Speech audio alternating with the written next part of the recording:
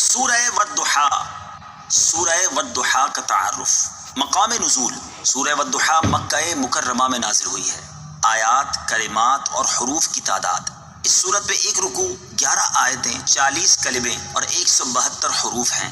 والضحا نام رکھنے کی وجہ: چاشت کے وقت کو عربی میں ضحا کہتے ہیں، اور اس سورت کی پہلی آیت میں اللہ تعالیٰ نے چاشت کے وقت کی قسم ارشاد فرمائی۔ اس مناسبت سے اسے سورہ والضحا کہتے ہیں۔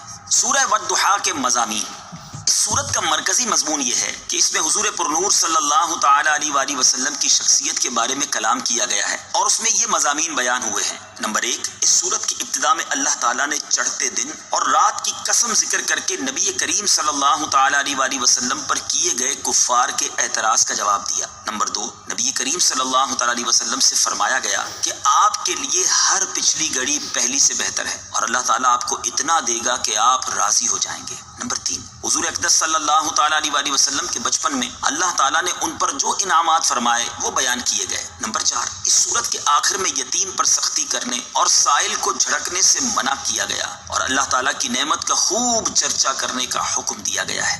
سورہ لیل کے ساتھ مناسبت: سورہ والضحا کی اپنے سے ما قبل سورت لیل کے ساتھ مناسبت یہ ہے کہ سورہ لیل میں اللہ تعالیٰ نے حضرت ابوبکر صدیق رضی اللہ تعالیٰ عنہ پر کفار کی طرف سے ہونے والے اعتراضات کا جواب دیا، اور اس سورت میں اللہ تعالیٰ نے اپنے حبیب صلی اللہ تعالی علیہ وآلہ وسلم پر کفار کی طرف سے ہونے والے اعتراضات کا جواب دیا ہے۔ بسم اللہ الرحمن الرحیم۔ ترجمہ: اللہ کے نام سے شروع جو نہایت مہربان رحمت والا ہے۔ والضحى واللیل اذا سجى۔ ترجمہ: چڑھتے دن کے وقت کی قسم اور رات کی جب ڈھانپ دے۔ والضحى، چڑھتے دن کے وقت کی قسم۔ تفسیر صراط الجنان میں ہے، اس سورت کا شان نزول یہ ہے کہ ایک مرتبہ ایسا اتفاق ہوا کہ چند روز وحی نہ آئی تو کفار نے اعتراض کرتے ہوئے کہا کہ محمد مصطفیٰ صلی اللہ تعالی علیہ وآلہ وسلم کو ان کے رب عز و جل نے چھوڑ دیا اور ناپسند جانا ہے۔ اس پر سورہ والضحا نازل ہوئی۔ بعض مفسرین کے نزدیک اس آیت میں ضحا سے وہ وقت مراد ہے جس وقت سورج بلند ہوتا ہے، اور اللہ تعالیٰ نے اس وقت کی قسم اس لیے ارشاد فرمائی کہ یہ وقت وہی ہے جس پہ اللہ تعالیٰ نے حضرت موسیٰ علیہ السلام کو اپنے کلام سے مشرف کیا، اور اسی وقت جادوگر سجدے میں گرے۔ اور بعض مفسرین کے نزدیک یہاں ضحا سے پورا دن مراد ہے۔ چاشت کی نماز کے 3 فضائل: اس آیت میں چاشت کا ذکر ہے، اس مناسبت سے یہاں چاشت کی نماز کے 3 فضائل سماعت فرمائیے۔ نمبر 1، حضرت ابو ذر رضی اللہ تعالیٰ عنہ سے روایت ہے، مسلم شریف کی حدیث ہے، رسول کریم صلی اللہ تعالی علیہ وآلہ وسلم نے ارشاد فرمایا: آدمی پر اس کے ہر جوڑ کے بدلے صدقہ ہے، اور کل 360 جوڑ ہیں، ہر تسبیح صدقہ ہے، اور ہر حمد صدقہ ہے، اور لا الہ الا اللہ کہنا صدقہ ہے، اور اللہ اکبر کہنا صدقہ ہے، اور اچھی بات کا حکم کرنا صدقہ ہے، اور بری بات سے منع کرنا صدقہ ہے، اور ان سب کی طرف سے چاشت کی 2 رکعتیں کفایت کرتی ہیں۔ نمبر 2، حضرت انس بن مالک رضی اللہ تعالی عنہ سے روایت ہے، ترمذی شریف کی حدیث ہے، حضور پرنور صلی اللہ تعالی علیہ وآلہ وسلم نے ارشاد فرمایا: جس نے چاشت کی 12 رکعتیں پڑھی تو اللہ تعالیٰ اس کے لیے جنت میں سونے کا محل بنائے گا۔ نمبر 3، حضرت ابو درداء رضی اللہ تعالی عنہ سے روایت ہے، رسول اللہ صلی اللہ تعالی علیہ وسلم نے ارشاد فرمایا: جس نے چاشت کی 2 رکعتیں پڑھی وہ غافل لوگوں میں نہیں لکھا جائے گا، اور جو 4 رکعت پڑھے گا وہ عبادت گزار لوگوں میں لکھا جائے گا، اور جو 6 رکعت پڑھے گا اس دن اللہ تعالیٰ کی طرف سے اس کی کفایت کی جائے گی، اور جو 8 رکعت پڑھے تو اللہ تعالیٰ اسے فرما بردار لوگوں میں لکھے گا، اور جو 12 رکعت پڑھے گا اللہ تعالیٰ اس کے لیے جنت میں ایک محل بنائے گا، اور کوئی دن یا رات ایسا نہیں جس میں اللہ تعالیٰ بندوں پر احسان اور صدقہ نہ کرے، اور اس بندے سے بڑھ کر کسی پر اللہ تعالیٰ نے احسان نہ کیا جسے اپنا ذکر الہام کیا۔ چاشت کی نماز سے متعلق 2 شرعی مسائل: یہاں چاشت کی نماز سے متعلق 2 شرعی مسائل بھی سماعت کیجیے۔ نمبر 1، چاشت کی نماز مستحب ہے، اور اس کی کم از کم 2 اور زیادہ سے زیادہ 12 رکعتیں ہیں۔ نمبر 2، اس کا وقت سورج بلند ہونے سے زوال یعنی نصف النہار شرعی تک ہے، اور بہتر یہ ہے کہ چوتھائی دن چڑھے پڑھے۔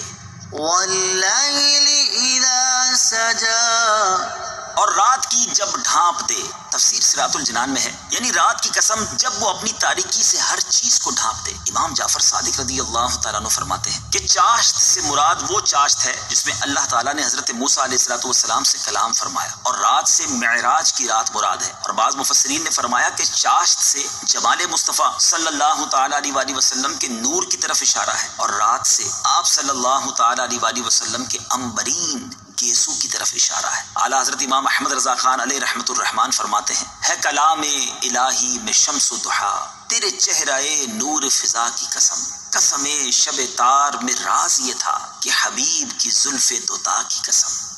ما ودعك ربك وما قلى، ترجمہ، تمہارے رب نے نہ تمہیں چھوڑا اور نہ ناپسند کیا۔ ما ودعك ربك وما قلى، تمہارے رب نے نہ تمہیں چھوڑا اور نہ ناپسند کیا۔ تفسیر صراط الجنان میں ہے، اعلیٰ حضرت امام احمد رضا خان علیہ رحمت الرحمان فرماتے ہیں، کفار کے اعتراض کا جواب دیتے ہوئے حق جل وعلا نے فرمایا، والضحى والليل إذا سجى، قسم ہے دن چڑھے کی اور قسم رات کی جب اندھیری ڈالے، یا قسم اے محبوب تیرے روئے روشن کی، اور قسم تیری زلف کی جب چمکتے رخساروں پر بکھر آئے۔ ما ودعك ربك وما قلى، نہ تجھے تیرے رب نے چھوڑا اور نہ دشمن بنایا۔ اور یہ اشقیا بدبخت بھی دل میں خوب سمجھتے ہیں کہ خدا کی تجھ پر کیسی مہر یعنی رحمت ہے۔ اس مہر یعنی رحمت ہی کو دیکھ دیکھ کر جلے جاتے ہیں، اور حسد و عناد سے یہ طوفان جوڑتے ہیں اور اپنے جلے دل کے پھپولے پھوڑتے ہیں، مگر یہ خبر نہیں کہ وَلَلْآخِرَةُ خَيْرٌ لَكَ مِنَ الْأُولَى، بے شک آخرت تیرے لیے دنیا سے بہتر ہے۔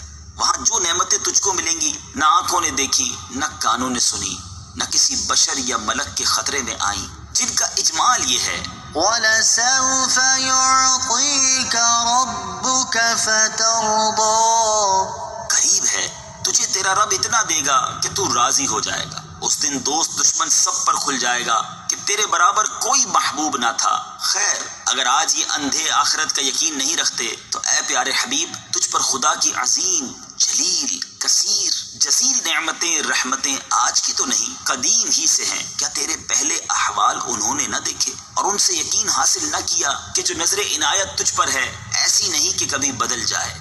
أَلَمْ يَجِدْكَ يَتِيمًا فَآوَىٰ وَوَجَدَكَ ضَالًّا فَهَدَىٰ وَوَجَدَكَ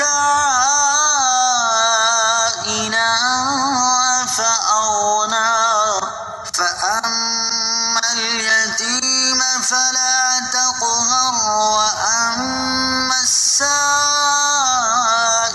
فَلَا تَنْهَرْ وَأَمَّا بِنِعْمَةِ رَبِّكَ فَحَدِّثْ، کیا اس نے تمہیں یتیم نہ پایا پھر جگہ دی، اور تمہیں اپنی محبت میں خود رفتہ پایا تو اپنی طرف راہ دی، اور تمہیں حاجت مند پایا تو غنی کر دیا؟ تو یتیم پر دباؤ نہ ڈالو اور منگتا کو نہ جھڑکو، اور اپنے رب کی نعمت کا خوب چرچا کرو۔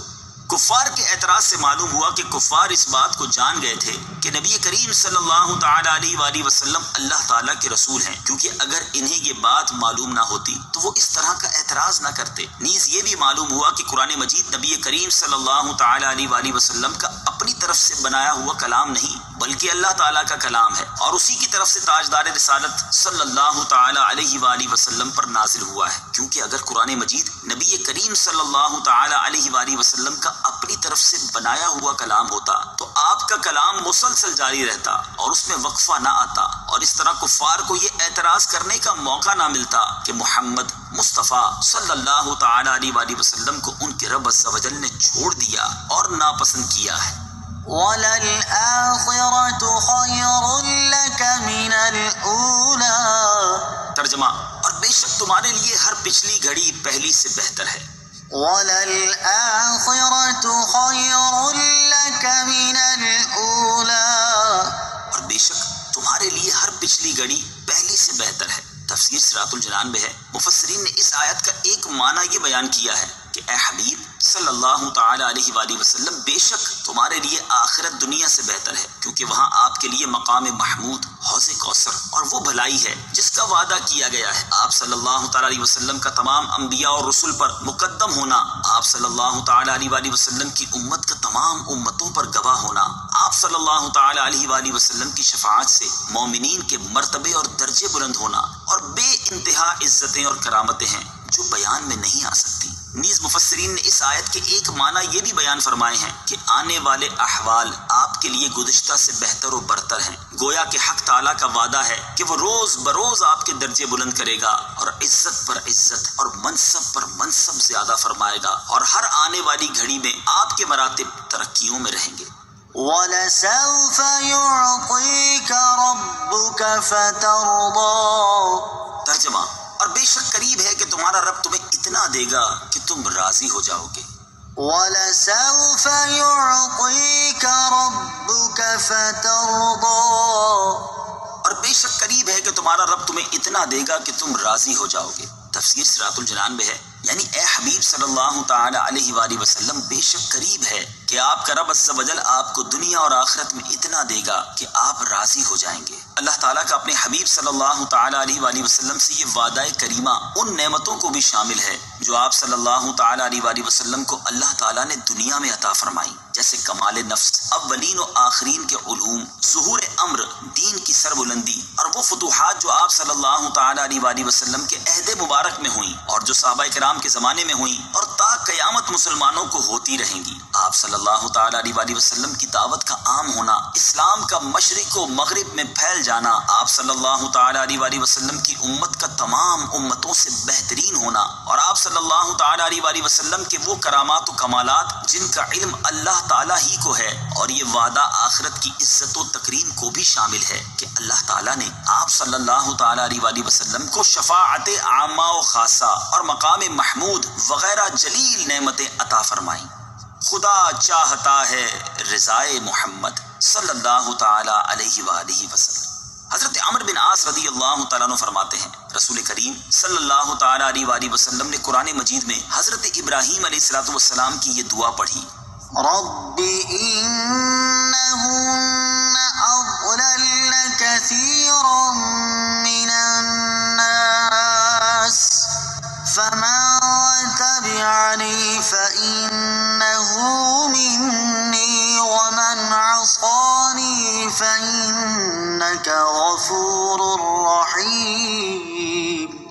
ترجمہ، اے میرے رب، بے شک بتوں نے بہت سے لوگوں کو گمراہ کر دیا، تو جو میرے پیچھے چلے تو بے شک وہ میرا ہے، اور جو میری نافرمانی کرے تو بے شک تو بخشنے والا مہربان ہے۔ اور حضرت عیسیٰ علیہ السلام کی یہ دعا پڑھی، إن تعذبهم فإنهم عبادك وإن تغفر لهم فإنك أنت العزيز الحكيم۔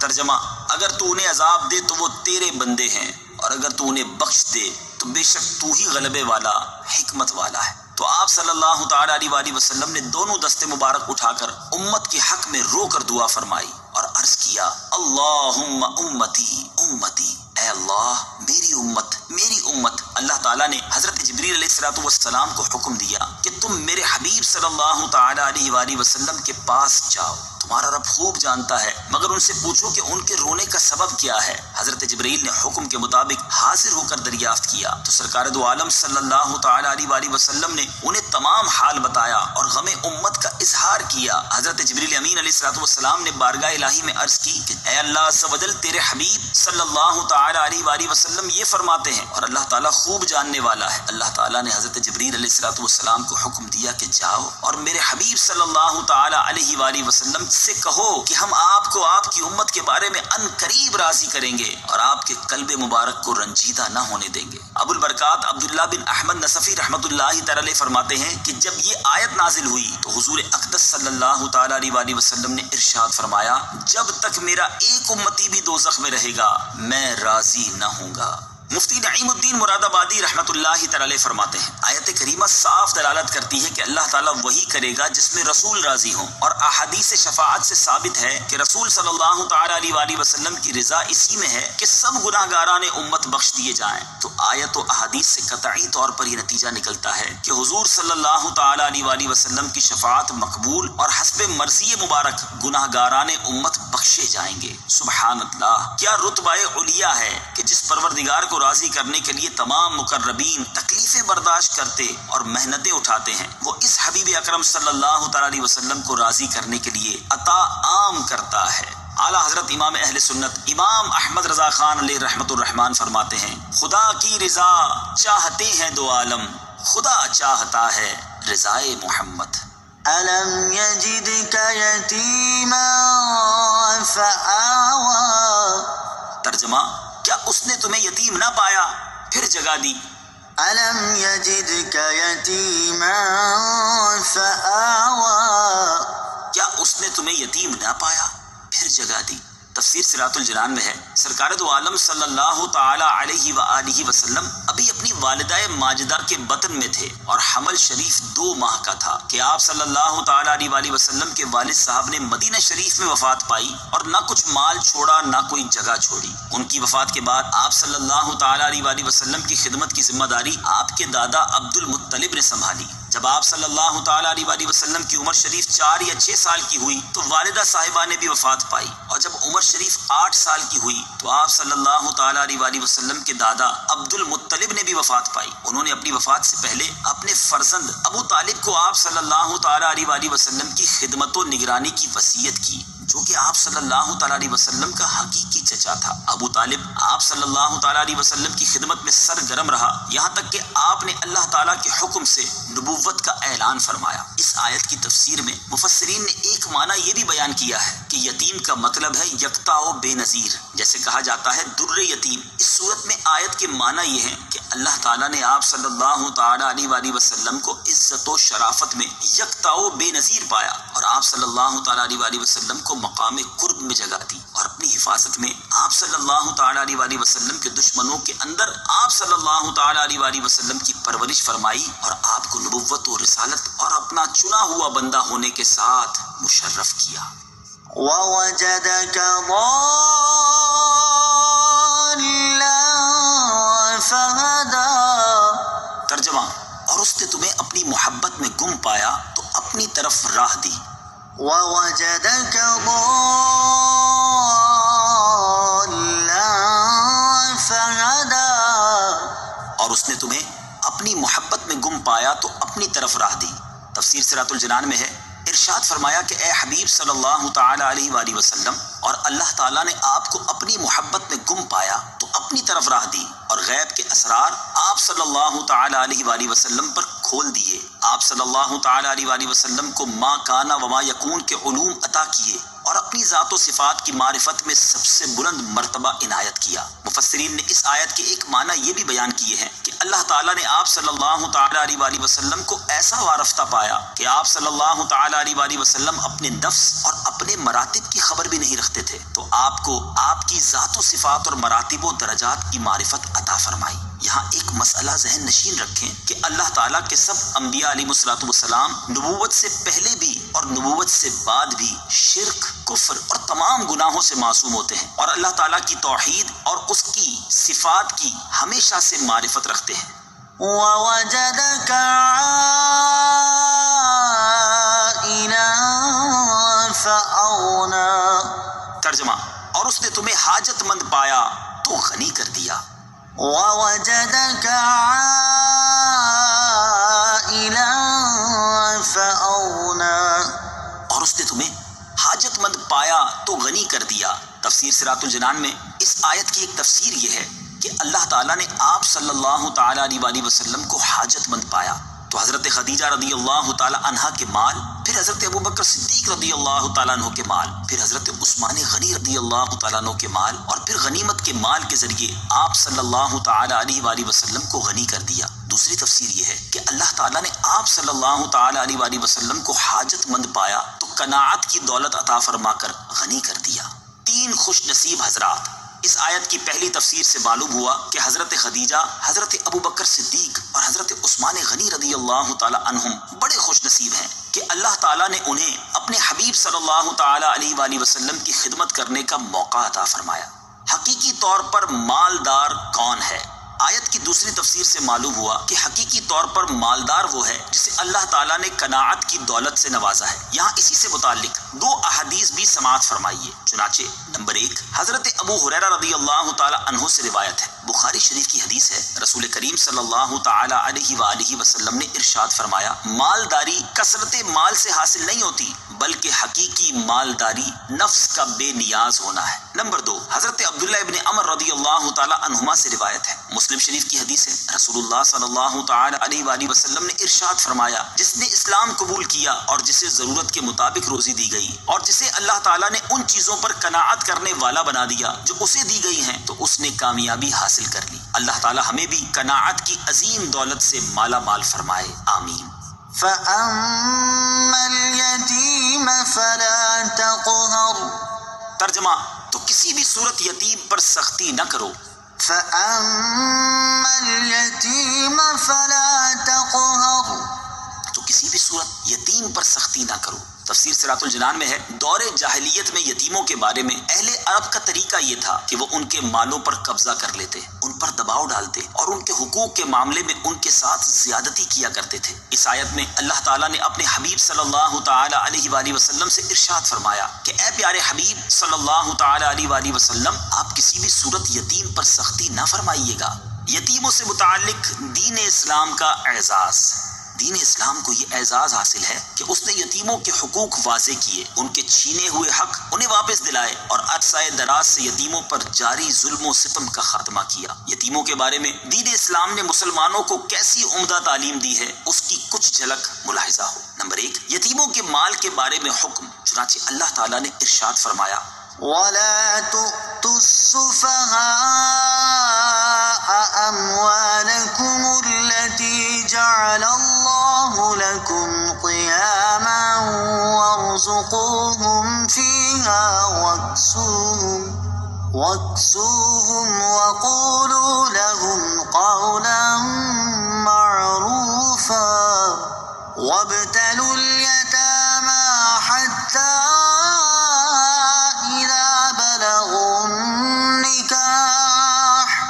فَإِنْ آنَسْتُم مِّنْهُمْ رُشْدًا فَادْفَعُوا إِلَيْهِمْ أَمْوَالَهُمْ وَلَا تَأْكُلُوهَا إِسْرَافًا وَبِدَارًا أَن يَكْبَرُوا وَمَن كَانَ غَنِيًّا فَلْيَسْتَعْفِفْ وَمَن كَانَ فَقِيرًا فَلْيَأْكُلْ بِالْمَعْرُوفِ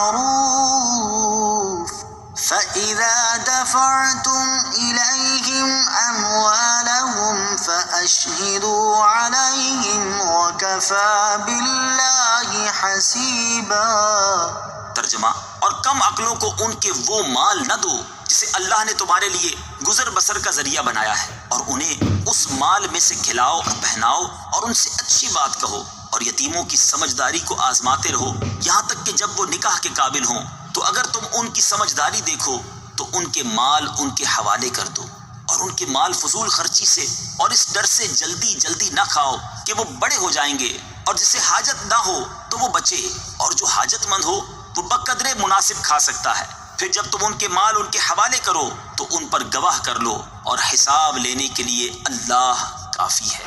اور ارشاد فرمایا، وَآتُوا الْيَتَامَىٰ أَمْوَالَهُمْ وَلَا تَتَبَدَّلُوا الْخَبِيثَ بِالطَّيِّبِ وَلَا تَأْكُلُوا أَمْوَالَهُمْ إِلَىٰ أَمْوَالِكُمْ إِنَّهُ كَانَ حُوبًا كَبِيرًا۔ ترجمہ، اور یتیموں کو ان کے مال دے دو اور پاکیزہ مال کے بدلے گندا مال نہ لو، اور ان کے مالوں کو اپنے مالوں میں ملا کر نہ کھا جاؤ، بے شک یہ بڑا گناہ ہے۔ اور ارشاد فرمایا، إِنَّ الَّذِينَ يَأْكُلُونَ أَمْوَالَ الْيَتَامَىٰ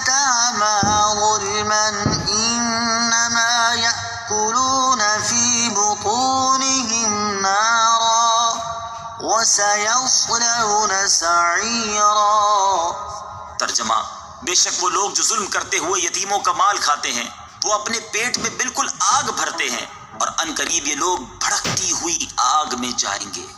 نمبر 2، یتیموں کے ساتھ سلوک کرنے کے بارے میں حکم. چنانچہ حضرت ابو ہریرہ رضی اللہ تعالی عنہ سے روایت ہے، حضور پرنور صلی اللہ تعالی علیہ وآلہ وسلم نے ارشاد فرمایا، مسلمانوں کے گھروں میں وہ بہت اچھا گھر ہے جس میں یتیم کے ساتھ اچھا سلوک کیا جاتا ہو، اور وہ بہت برا گھر ہے جس میں یتیم کے ساتھ برا برتاؤ کیا جاتا ہے. نمبر 3، یتیم کی کفالت کرنے کی ترغیب. بخاری شریف کی حدیث ہے، چنانچہ حضرت سہل بن سعد رضی اللہ تعالی عنہ سے روایت ہے، حضور اقدس صلی اللہ تعالی علیہ وآلہ وسلم نے ارشاد فرمایا، میں اور یتیم کو پالنے والا، وہ یتیم خواہ اپنا ہو یا غیر کا، جنت میں اس طرح ہوں گے. یہ فرما کر آپ نے کلمہ کی اور بیچ کی انگلی سے اشارہ کیا اور ان کے درمیان کچھ کشادگی فرمائی. سر دست یتیموں کے بارے میں اسلام کی یہ 3 تعلیمات ذکر کی ہیں، اور یتیموں کے متعلق اسلام کے مزید احکامات جاننے کے لیے سورہ نساء کی ابتدائی آیات کی تفسیر ملاحظہ فرمائیں.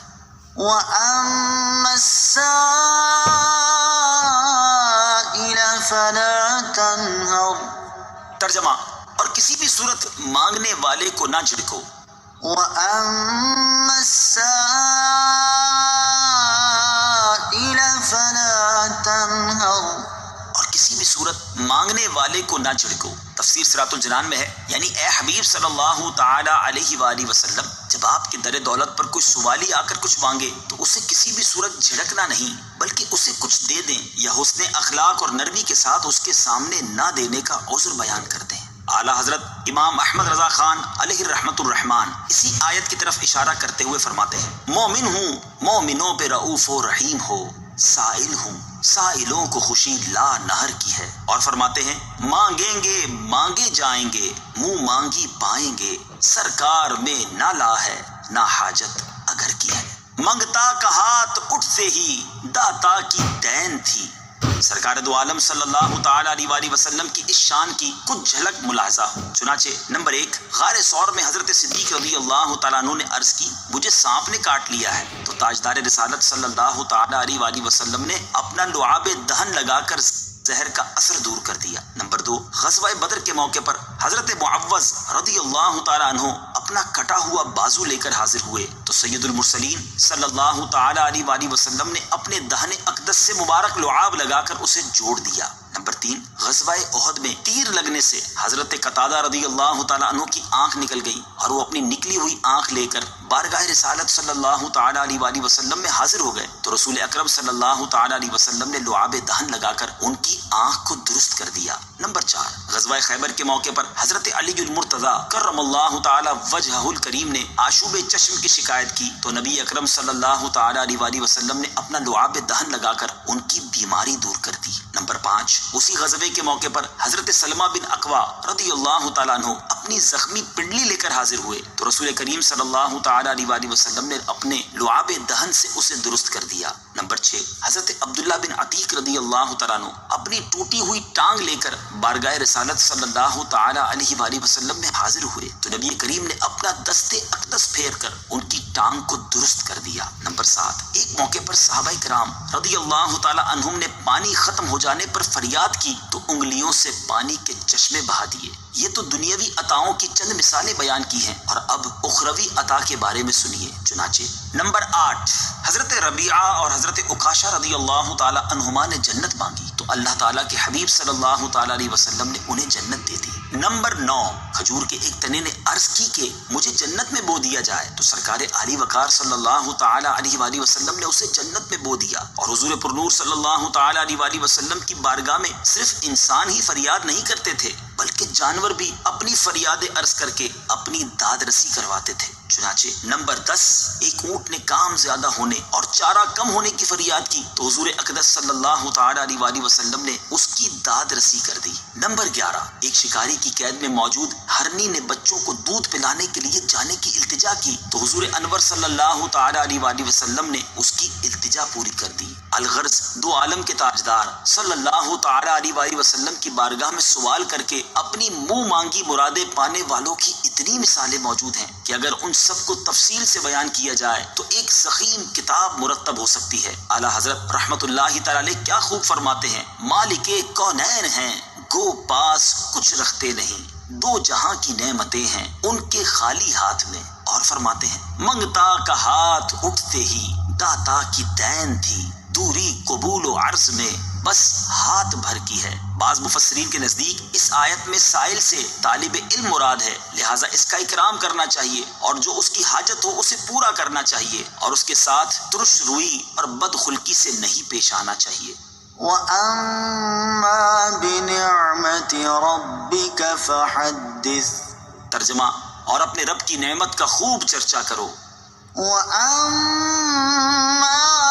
بِنِعْمَةِ رَبِّكَ فَحَدِّثْ۔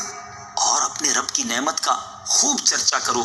تفسیر صراط الجنان میں ہے، یہاں نعمت سے مراد وہ نعمتیں ہیں جو اللہ تعالیٰ نے اپنے حبیب صلی اللہ تعالی علیہ وآلہ وسلم کو عطا فرمائی، اور وہ نعمتیں بھی مراد ہیں جن کا اللہ تعالیٰ نے حضور پر نور صلی اللہ تعالی علیہ وآلہ وسلم سے وعدہ فرمایا ہے، اور نعمتوں کا چرچا کرنے کا اس لیے حکم فرمایا کہ نعمت کو بیان کرنا شکر گزاری ہے۔ آیت وَأَمَّا بِنِعْمَةِ رَبِّكَ فَحَدِّثْ سے حاصل ہونے والی معلومات۔ اس آیت سے 3 باتیں معلوم ہوئی۔ نمبر 1، مسلمانوں کو اپنی صورت و سیرت اسلامی رکھنی چاہیے کہ اس میں اللہ تعالیٰ کی عظیم نعمت یعنی اسلام کا اظہار ہے۔ نمبر 2، میلاد شریف، 11ویں شریف اور بزرگان دین کا عرس منانا بہترین اعمال ہیں کہ یہ حضرات اللہ تعالیٰ کی نعمت ہیں، اور میلاد و عرس میں حضور کی ولادت اور اللہ تعالیٰ کے اولیاء کا چرچا ہے۔ نمبر 3، حضور اقدس صلی اللہ تعالی علیہ وآلہ وسلم کی نعت گوئی بہترین عبادت ہے کہ حضور پر نور صلی اللہ تعالی علیہ وآلہ وسلم کے مبارک اوصاف ہمارے لیے بھی اللہ تعالیٰ کی نعمتیں ہیں، کیونکہ حضور انور صلی اللہ تعالی علیہ وآلہ وسلم کی شان کی بلندی سے امت کی شان بھی بلند ہوتی ہے، تو سرکار دو عالم کے اوصاف و کمالات کا ذکر کرنا اللہ تعالیٰ کی نعمتوں کا چرچا کرنا ہے۔ صدق اللہ العظیم۔